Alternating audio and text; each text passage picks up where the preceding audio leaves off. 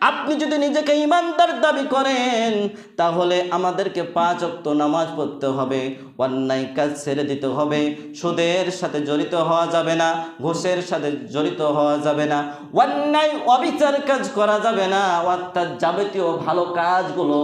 তা'মুরুনা বিল মা'রুফ ভালো কাজের আদেশ দিতে হবে,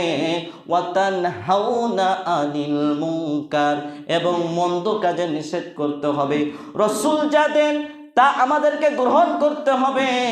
আর রাসূল যা আমাদেরকে নিষেধ করেছেন তা থেকে আমাদেরকে বিরত থাকতে হবে। এই কাজগুলো যদি আমি আপনি করি,